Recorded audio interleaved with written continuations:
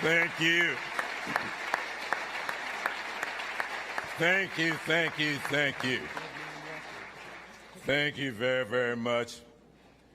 Bishop Green, thank you so much for introducing and presenting me here today. When you opened your comments, talking about that the eventful occurrences of 1775, you've made me alter the introduction to my comments today.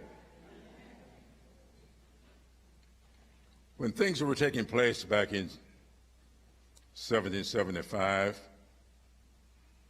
a man named Thomas Paine, who was not an American, saw what was taking place in this country. And Thomas Paine sat down and wrote a little pamphlet that he called The Crisis. And the summary of that pamphlet are embodied in these words: these are times that try men's souls. Summer soldiers and sunshine patriots will, in the crisis, shrink from the service of their country. But he that stands it now deserves the love and thanks of man and woman, for tyranny, like hell, is not easily conquered. But we have this consolation with us, that the harder the conflict,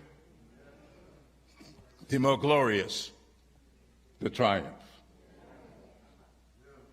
4 years ago, this country was faced with a crisis. 4 years ago, presidential candidate Joe Biden offered himself to the American people, and he made a lot of promises and commitments. Among them, he would bring relief to those who had become burdened with student loan debt, and he has done so.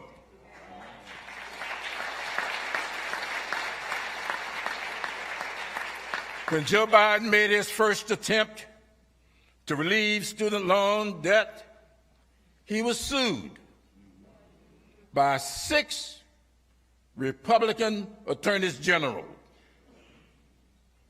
Our right-wing, ethically challenged Supreme Court, many appointed by an ethically challenged former president, ruled Joe Biden's plan unconstitutional. But he did not give up. He pursued other ways to provide relief. When I first became Majority Whip, we passed a law back in 2007 to give loan forgiveness to individuals who would work in public service for 10 years and paid their loans faithfully. When people started to hit that 10-year mark, it was 2017. And we know who occupied the White House in 2017. When people started to hit the 10-year mark, Trump was president and implemented the program was blocked. And almost no one got loan forgiveness. Joe Biden took office in 2021 and changed that. He revamped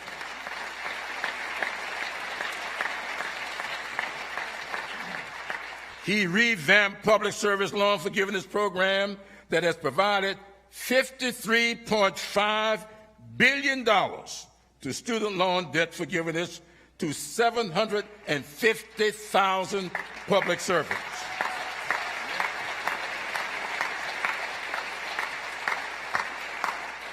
Teachers, police officers, firefighters, federal, state, and local employees have gotten their loans forgiven up to a total of $132 billion. 3.6 million people.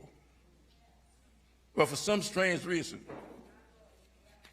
we don't see reports about that. And as we speak, President Biden is writing a rule to provide even more relief for student loan debt and to hold colleges and universities accountable for loading borrowers up with unaffordable debt.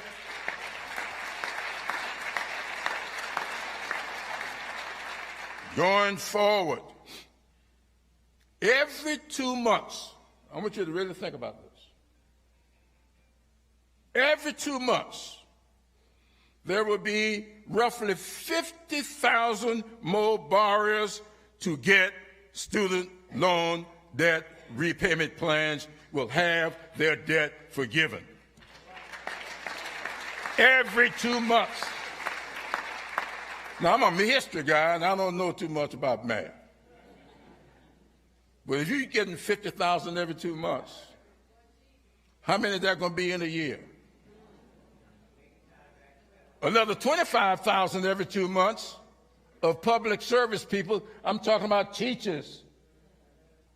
I'm talking about state employees, local government workers. Every 2 months, another 25,000 will be getting their loans forgiven. But nobody is writing about that. And the question is today, who you want to be in charge of administering the program? Joe Biden or Donald Trump? He's already told you. He's already shown you what he thinks about the program. Not only did not enforce it, but he came to Congress and tried to get us to eliminate it, and we would not let him do it.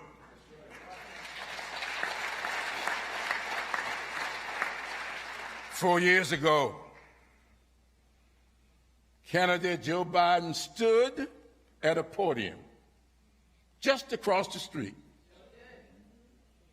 and he said to the American people that he had been a part of diversifying our Supreme Court, and if given the opportunity, he would appoint the first African-American woman to sit on that court.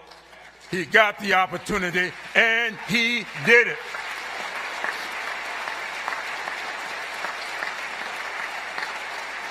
Thank you.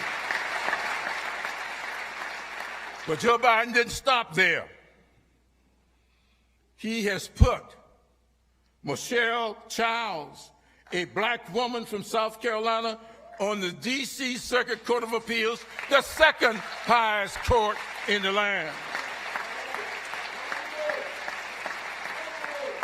He didn't stop there. He's put another South Carolinian, an African-American woman, on the Fourth Circuit Court of Appeals, the Andrew Benjamin.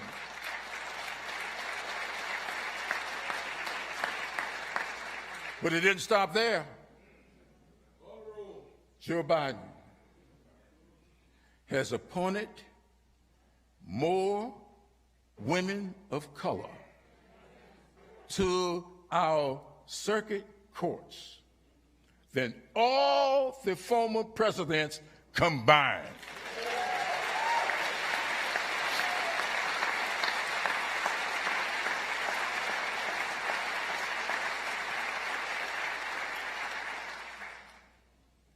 When Trump's hand-picked Supreme Court struck down Roe v. Wade, Republicans across the country followed by ushering in draconian abortion bans that risk women's health and their lives.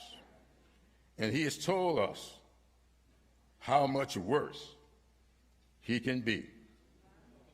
Joe Biden will appoint more justices like Ketanji Brown Jackson.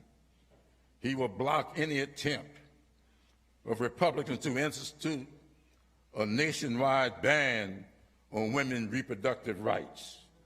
Joe Biden will fight any attempt to turn the clock back.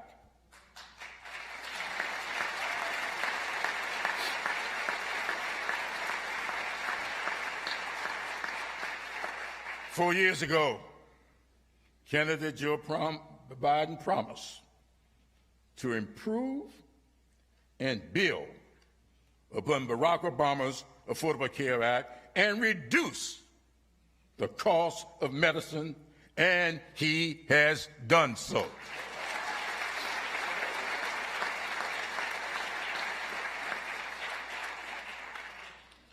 During Donald Trump's 4 years in the White House, he and Republicans in Congress tried over 60 times to repeal the Affordable Care Act, but we would not let them.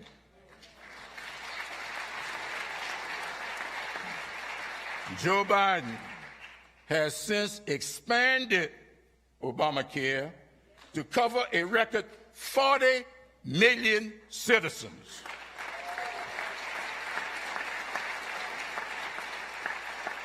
But he did not stop there. Joe Biden and Democrats in Congress passed the Inflation Reduction Act, which for the first time empowers Medicare to negotiate for the price of prescription drugs.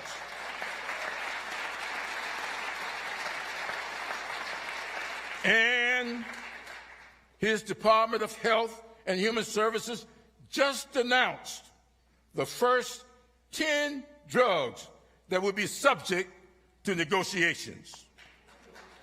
If you or a family member takes prescription medicine for diabetes, blood clots, heart disease, kidney disease, and more, the price of many of these drugs will be coming down.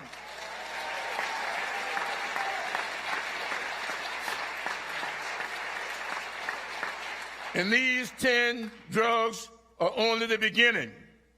The Inflation Reduction Act calls for 60 more drugs to be added for negotiation over the next 4 years. Who do you want to see presiding over this? Many of you remember, and some of you and your families shared with my late wife her decades-long struggle with diabetes. You know, as I know, the exorbitant monthly cost of insulin. And like I told you 4 years ago, we know Joe, but more importantly, Joe knows us. Well, starting last year, thanks to Joe Biden's Inflation Reduction Act, insulin has been capped at $35 a month for Medicare employees.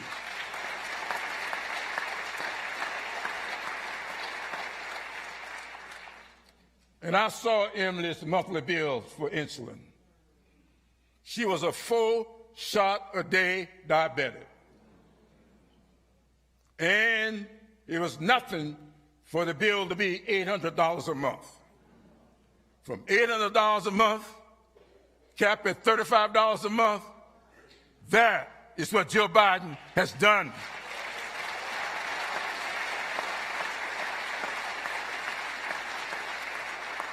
And a lot of people did not realize it, but when that bill left the House of Representatives, Following Joe Biden's instruction, we capped it for $35 for everybody. But somebody over in the Senate ripped it out of the bill, and we couldn't get the 60 votes because of the filibuster. But if Joe Biden is reelected, as we think he will, we are going to cap at $35 for everybody.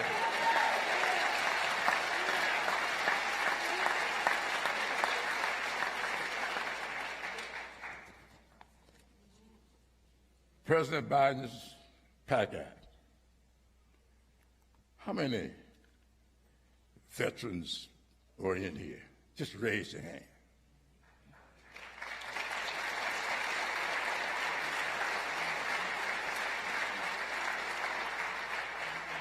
Joe Biden's PAC Act is making the biggest investment ever in the medical care for our veterans.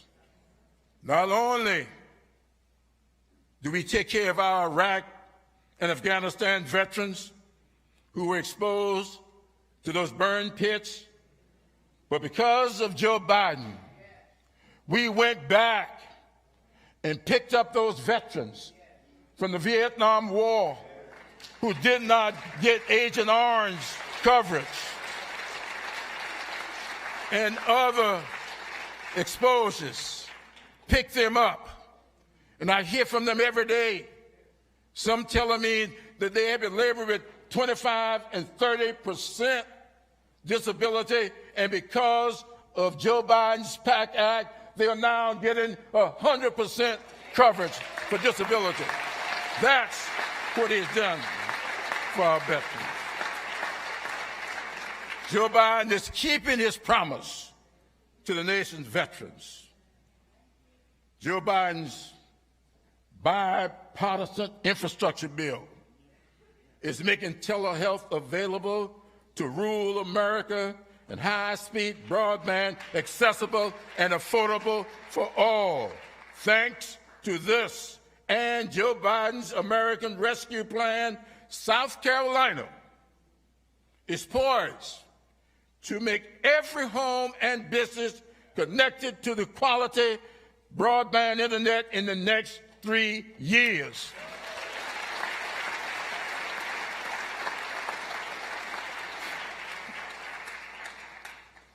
This is a great country in no need of being made great.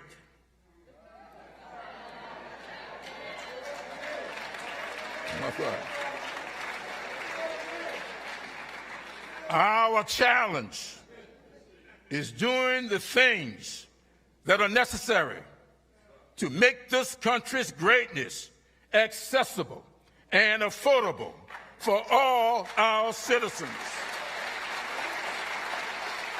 And it is with great pride that I present to you the man best qualified, the man totally committed to making every American a part of the American dream, Joe Biden.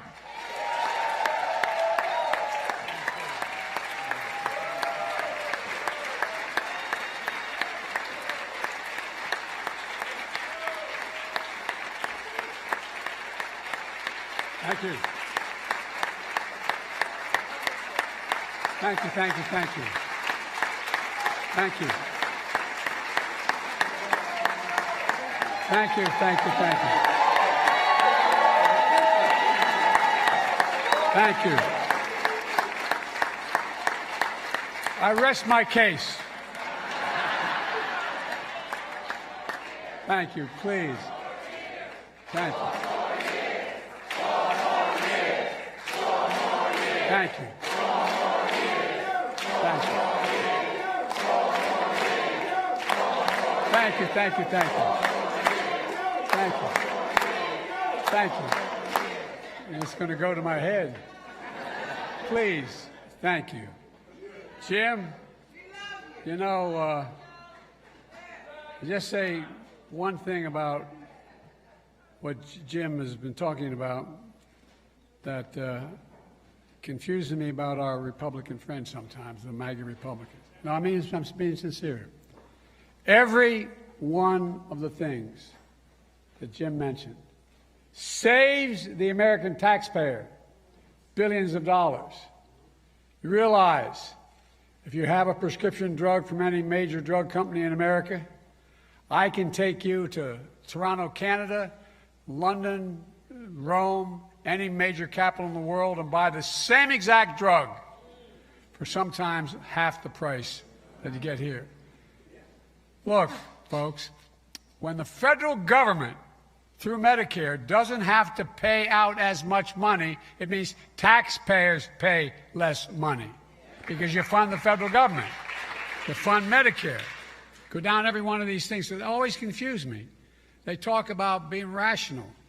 It's just about excess profit. But at any rate, I don't want to get off on that. I'll get carried away. I don't quite get these guys. Thank you, Jim, for your friendship and above all for your fellowship.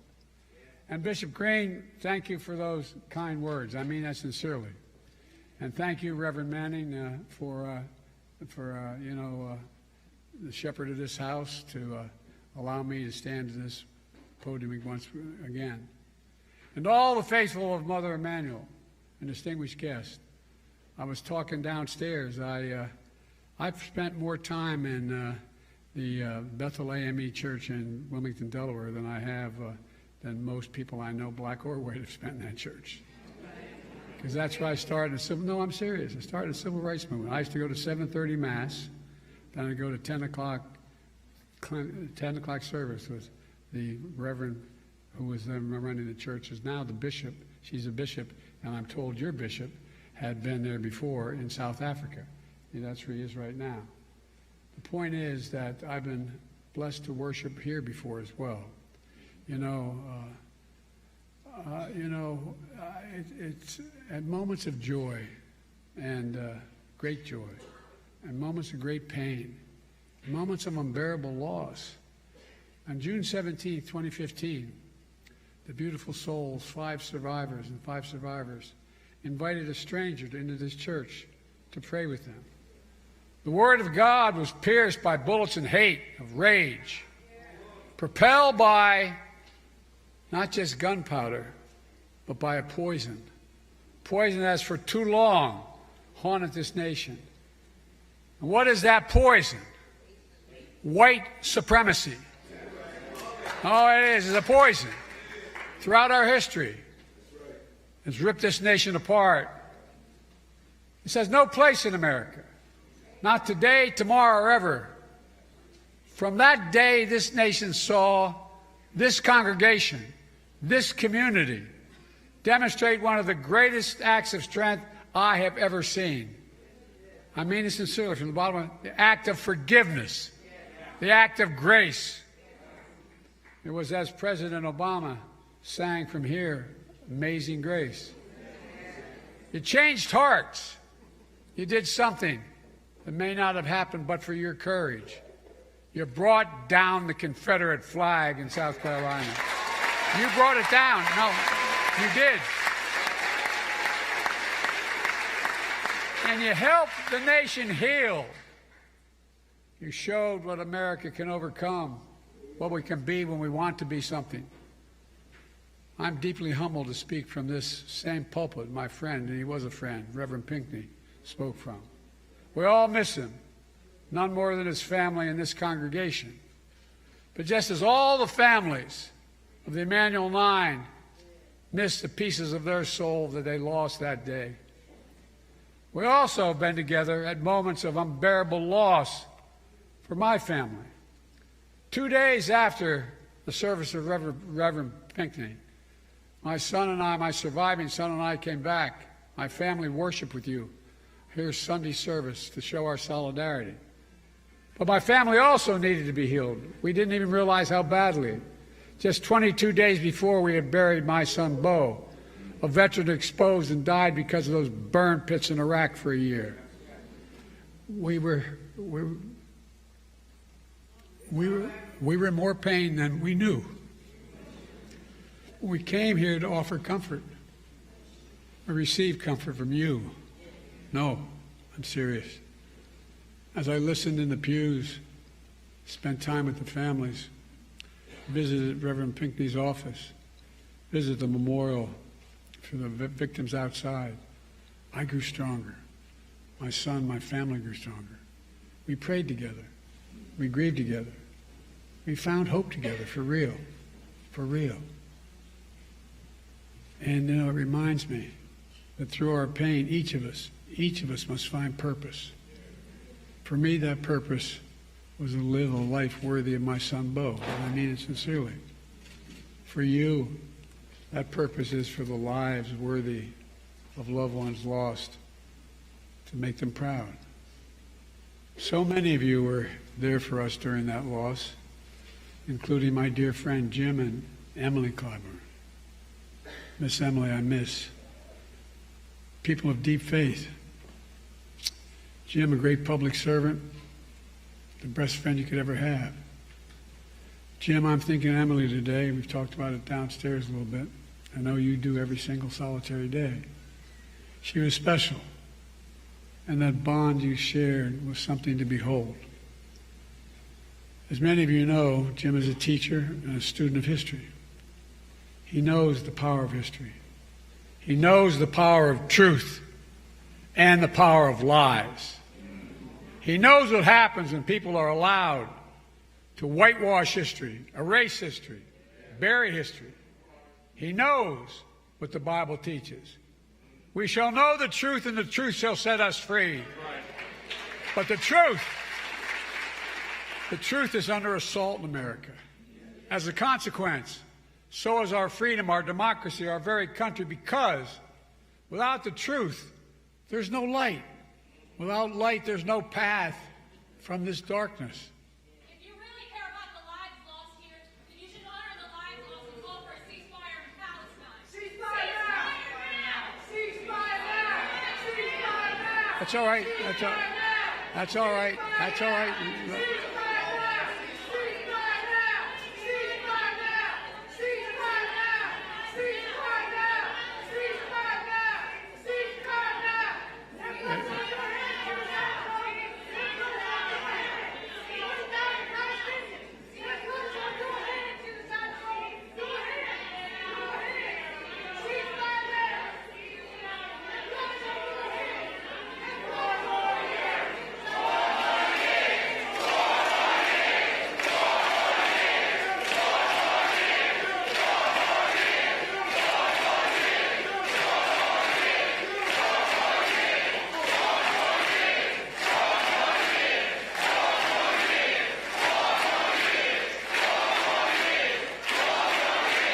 Thank you.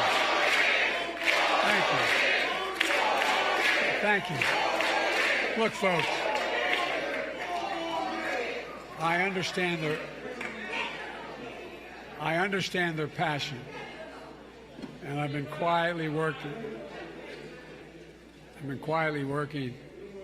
with the Israeli government to get them to reduce and significantly get out of Gaza. I'm using all that I can to do that.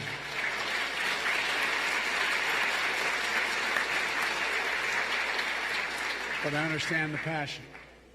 Look, folks, after the civil... Thank you. They don't realize that. You're a good man. Well, thank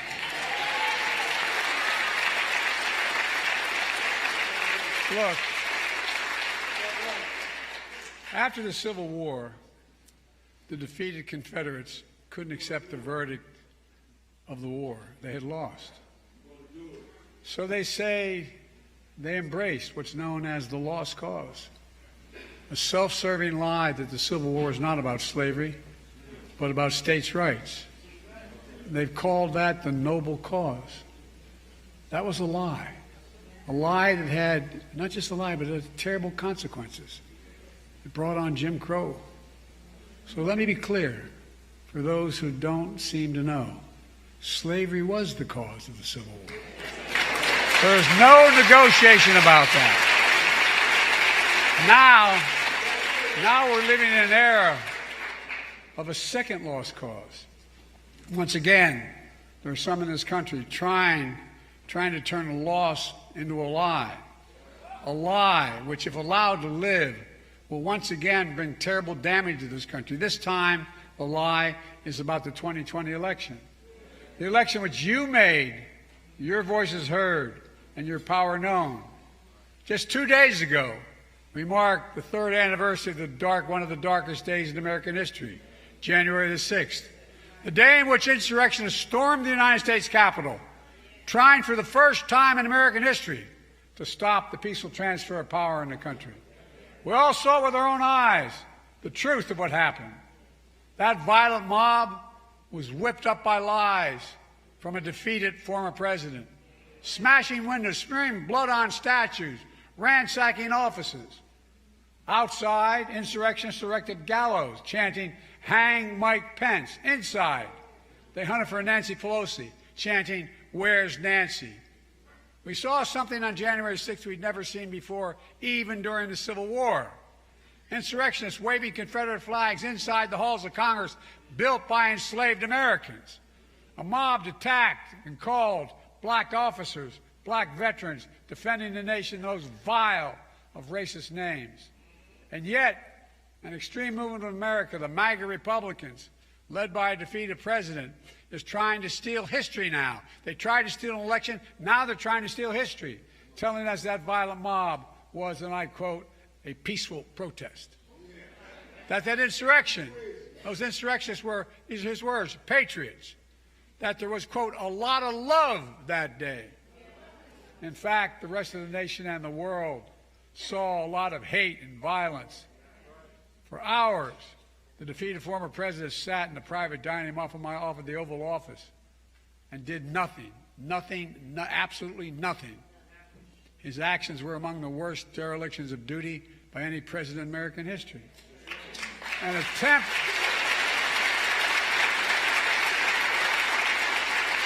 attempt to overturn a free and fair election by force and violence. Let me say what others cannot. We must reject political violence in America. Always, not sometimes, always. It's never appropriate. The violence of January 6th was an extension of an old playbook from the threats and violence and intimidation. In Atlanta, Georgia, 2 brave black women, mother and daughter, Ruby Freeman and Shay Moss, they had their lives upended just doing their jobs. Menacing calls, death threats, forcing them to literally flee their homes. Those pushing the big lie have a conspiracy theory among conspiracy theories that outweighs them all. That there's what, but here's the fact. There's where we don't have facts. Their whole theory has no facts, has no proof, has no evidence. That's why time and again they lost in every court of law that challenged the results. 60 losses in courts of America. There's one thing they don't have. They don't have respect for the 81 million people who voted the other way, voted for my candidacy, and voted to end the presidency. In their world, these Americans, including you, don't count. But that's not the real world. That's not democracy. That's not America. In America, we all count. In America, we witness to serve all those who, in fact, participate. And losers are taught to concede when they lose. And he's a loser.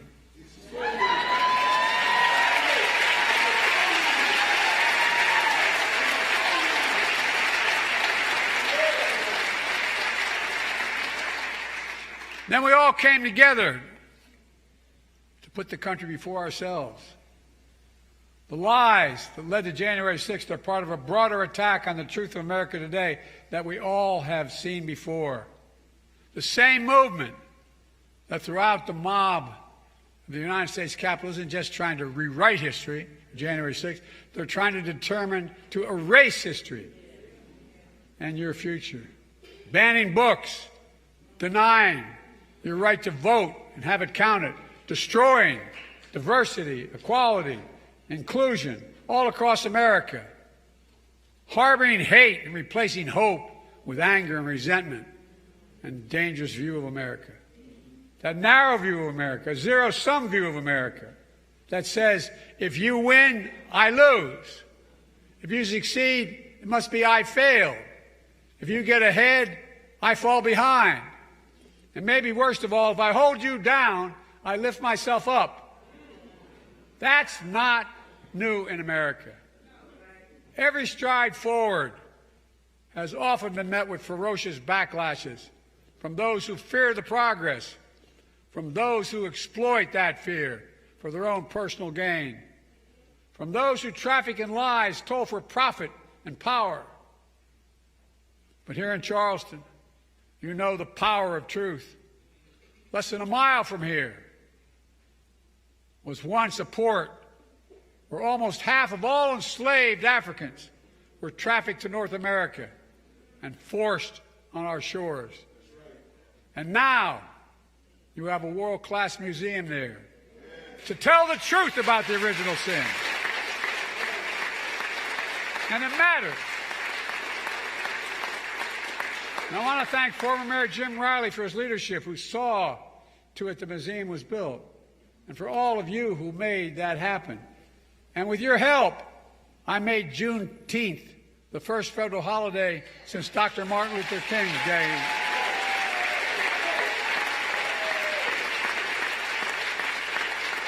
This worked. Why? Because the truth matters. The truth matters. With your help, we established a national monument in honor of AME and Emmett Till. Because we heard Mrs. Till's call, the mother of a 14-year-old son who was lynched and whose body was mutilated. But the mother insisted on an open casket at his funeral because she said, "Let the world see what I saw." The truth matters. It always matters. We can't just choose to learn what we want to know and not what we should know. We should know the good, the bad, the truth of who we are. That's what great nations do, and we're a great nation, the greatest of all nations. We're not perfect, but at our best, we learn from our past and we look to the future. A nation continuously striving to be a more perfect union. I'm here to speak to another truth.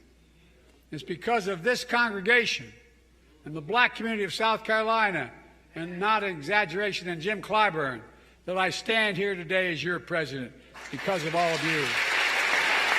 That's a fact. That's a fact.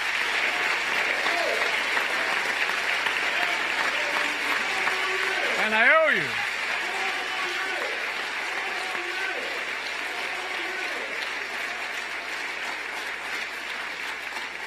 And I've done my best to honor your trust. That means rejecting the small, narrow, cramped view of America, as well as lifting up a bigger and broader view of America that holds that if you do well, I do well. We all do well. We all do well if every race and background in small towns and big cities is doing better. When our freedoms are protected and we deny hate as a safe harbor where everyone has a fair shot at a life of dignity and opportunity, and where our democracy works for everybody. It benefits everybody. I don't get these guys. Everybody does better, even those folks who disagree with us. I'm keeping my commitment to you. That's the America we're building together. Instead of erasing history, we're making history. And it starts with the administration I said my administration would look like America and taps into our full talents and strengths as a nation, starting with our incredible Vice President Kamala Harris. When we came to office, the country was in the depth of a pandemic, which we lost over 1,200,000 people. So we moved heaven and earth to get the country vaccinated, saving countless lives. When the economy on the brink, we sent $1,400 checks into the pockets of people who were hurting badly to keep them going. I said we'd invest in all of America, and we are. The results are clear. Over 14 million new jobs, record economic growth, the lowest inflation rate of any major economy in the world. But we have more to do. We see this progress for all Americans. We have the lowest black unemployment rate recorded in a long, long time. More Black Americans have health insurance than ever, bringing peace of mind and dignity to their lives. I remember when I was a kid, we lived in a 3-bedroom house with 4 kids and a grandpa living with us. And my headboard in my room was up against a little split-level home. So we weren't poor. We sure weren't worth the wealthy. And I remember really one night hearing my dad restless because the headboard was along my headboard on the other side of the wall. I asked my mom the next morning, I said, "What's the matter with Dad?" She said, "Honey, his employer just told her they're dropping health insurance." What that does is deprives a man and a woman of their dignity. How do you look at your child and say, "I can't cover you, I can't take care of you"? And now, as Jim pointed out, I won't go into it like I was going to because he said it better. Instead of about an average of $400 a month for insulin for seniors with diabetes, we're now paying $35 a month. And by the way, they're still making a profit 3 times. It costs $10 to make it. I've been trying to take on, as a couple of you in the audience know, for my entire career, Big Pharma. Finally beat them. Finally.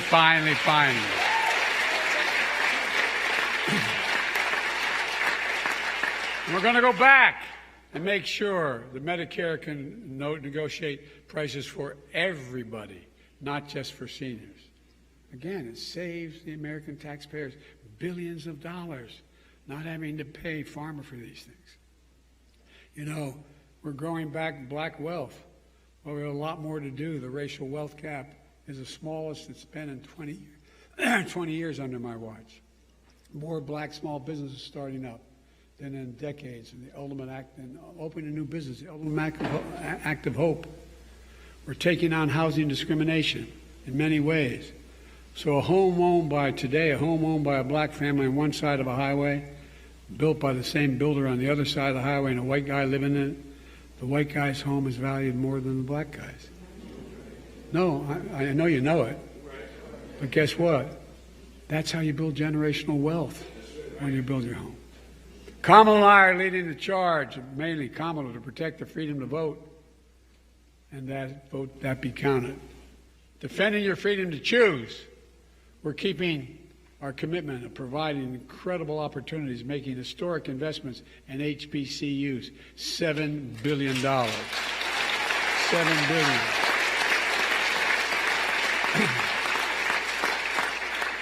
They're just as good as other universities. Just only that they don't have the billionaire contributors, so they can't put the laboratories together to get the contracts to be the ones that design new aircraft carrier decks, being the ones that design what's changing.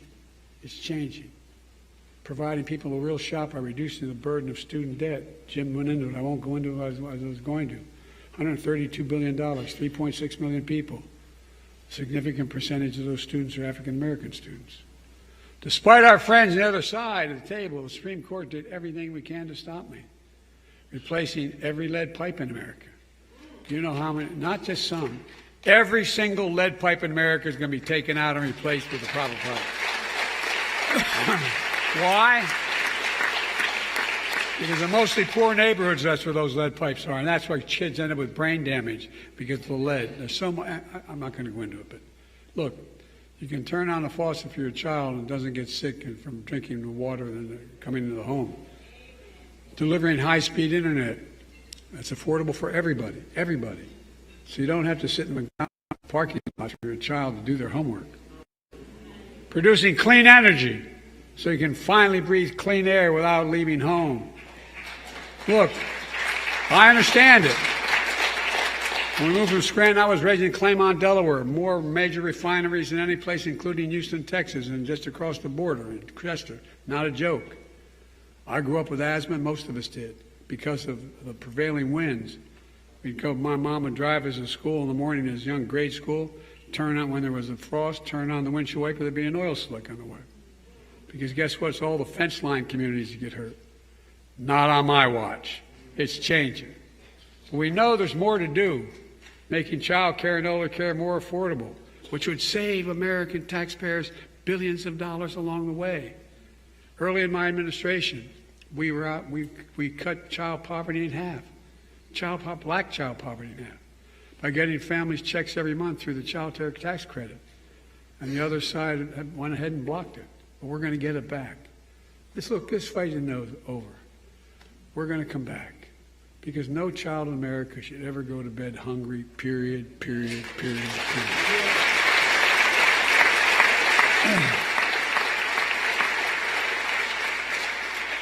After the historic movement for justice in the summer of 2020, I signed the most significant police reform executive order in history. We didn't get the law passed, but guess what? I did it by executive order, a significant part of it. But now Congress has to step up and ask and get it, do what I did, and make it the law of the land. Just a few days ago, the defeated former president was asked about the recent shooting in Iowa. Did you hear this one? Oh, it's hard to believe. You know what his response was? All those kids dead?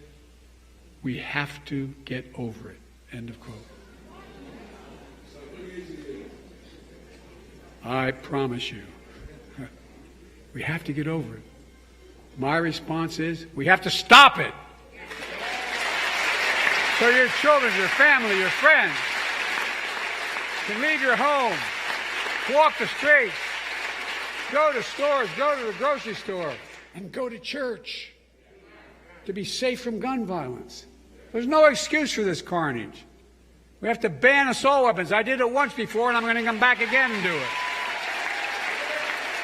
Ban high-capacity magazines. We have to pass a universal background checks. It doesn't violate the Second Amendment. It's common sense, and it saves lives. I'm determined to continue to deliver unequal justice under the law. I made a commitment to you to nominate the first black woman, and Jim's already talked about it, on the Supreme Court. And by the way, she's smarter than the rest of these guys. Oh. Her name is Ketanji Brown Jackson. But guess what? She knows what she's doing. And by the way, as Jim pointed out, more black women have been appointed to the federal circuit courts than every other president in American history is appointed. Every single solitary one counted. And we're going to keep going.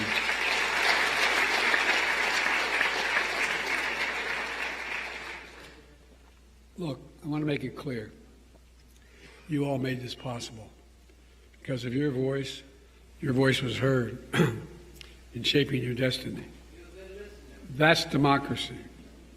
I'm proud to have led the effort to make sure your voice, the South Carolina voice, will always be heard, because now you're first in the primary.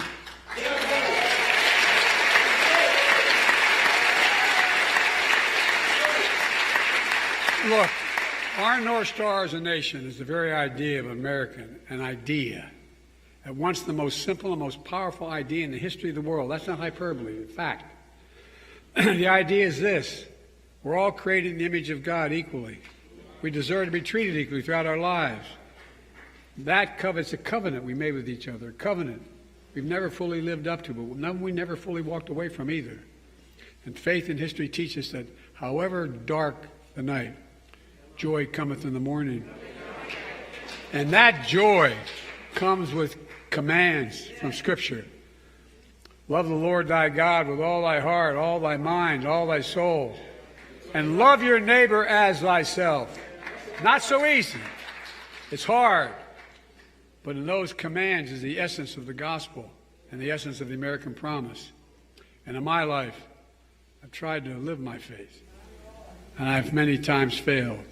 But I've learned, as many of you might have learned in your path as well, we're all imperfect beings. We don't know where fate will take us or when. But we can do our best to seek a life of light, hope, love, and justice, and truth. Folks, let me close with this. Denmark Vesey arrived in Charleston enslaved.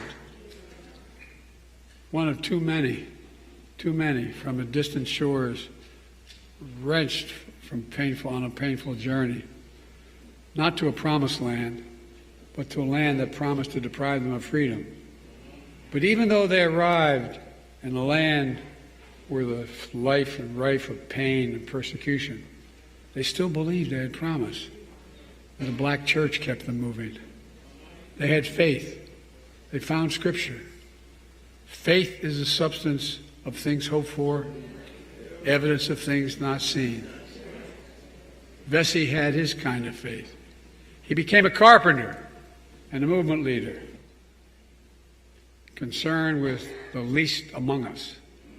That's why he helped found this very church 200 years ago, only 40 years after the Declaration of Independence. And this church, your church now, the black church, has come to symbolize the faith and this purpose, to bear witness to those who are suffering, to bring the good news of a future to come, to follow its mission, to be the light in the pathway of darkness. That's patriotism. That's patriotism. To love something so much, you make it better no matter the struggle. A patriotism that inspired generations before us to believe that in America we can do and be anything we want to be. In our time, there's still the old ghost of new garments. And we all need to rise to meet the moment. And the moment is now. Folks, my fellow Americans, this is a time of choosing. So let us choose the truth. Let us choose America. I know we can do it together, and it's the gospel song sings, we've come too far from where we started. Nobody told me the road would be easy. I don't believe he brought me this far to leave me. My fellow Americans, I don't think the good Lord brought us this far to leave us behind. May God bless you all, and may God protect our troops. Thank you, thank you, thank you.